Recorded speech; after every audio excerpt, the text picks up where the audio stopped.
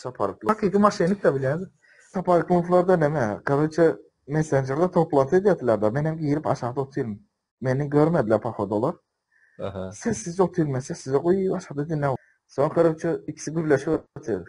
Saparyklı diye, ey benim diye yakında baryan kemine can diye. Ey bir İstanbul'a gezeyim yine de barayım diye. Sonra kemine de şustur da bilýärsmi? O nemeden kaçacak bolýar.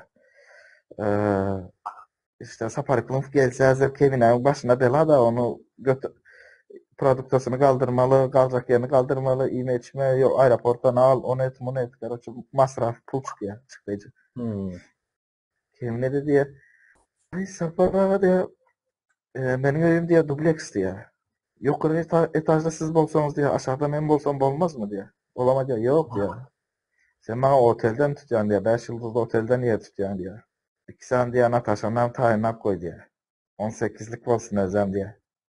Yaşına seredin 18'lik kıyı sonraya ikisi Natasha diye. Kemine daydı, ey, kemine dayama pidarazla, kemine de ey, Sapara diye, neme var diye, öyle çarine var diye, oğlum geliyor diye, o olmaz mı size diye, yaşınıza göre zat diye de.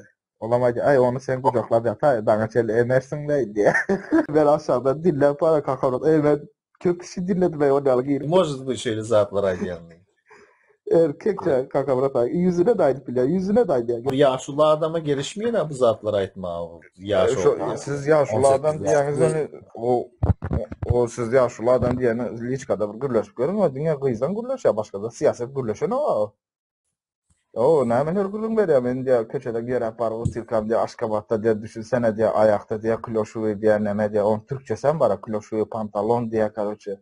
Önüne diye Rus kız gel otel göz kırptım diye izma düşürüp şu günü diye otele gittim zaten ne menür gürlün veriyor tamam.